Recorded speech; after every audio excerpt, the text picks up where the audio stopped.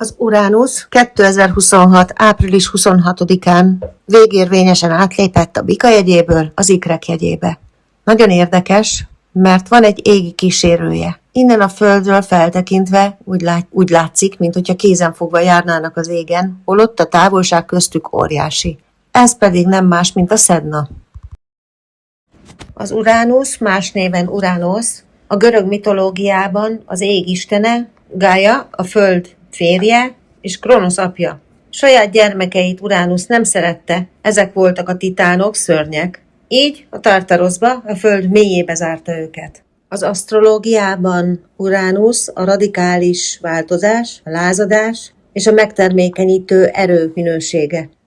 A napot 84 nap alatt kerüli meg, ez a nap körüli pályájának forgási ideje. Így, ha minden jól megy, akkor ez tulajdonképpen egy emberi élet. Amikor az Uránusz jegyet vált, belép egy új zodiákus jegybe, akkor az ahhoz a jegyhez tartozó minőségeket felborítja, lebontja, újra tervezi, majd körülbelül 7 év után elhagyja ezt a területet, és belép a következő terepre, a kör következő szeletébe, a soron következő zodiákus jegybe.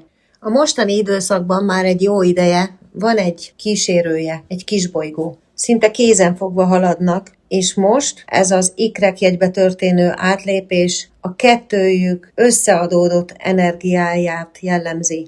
Ez az égitest a Szedna. A Szedna a nevét az inuit mitológia tengeristennőjéről, Szednáról kapta.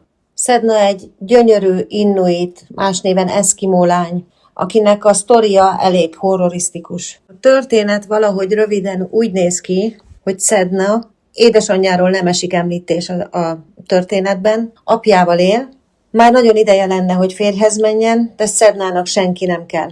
Mivel nagyon szeretné, hogyha már férjhez menne a lánya, ezért elhatározza, hogy ezután, aki elsőnek belép az ajtón, neki adja a lányt. A következő lény, aki belép az ajtón, az egy hibrid lény, egy csúnya, ronda, madár és ember keverékű valami, akinek édesapja a szavát adta, hogy odaadja a lányt feleségül.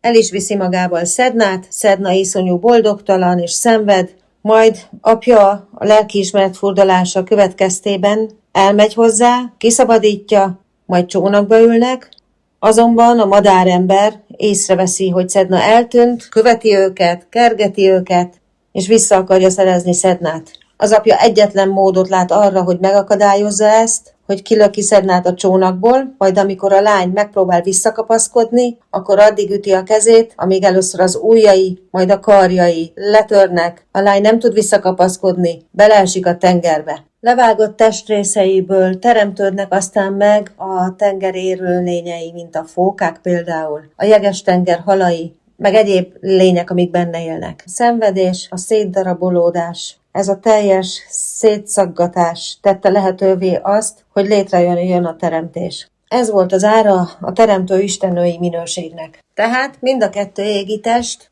hasonlóan ugyanazt a dolgot szimbolizálja, a teljes megújulást, a megújítást, az Uránusz a reformációt, mindennek, ami létezik, a teljes átalakítását. Szedna pedig ugye részt vesz abban is, hogy pusztítás által, szétdarabolódás által teremti újra a dolgokat.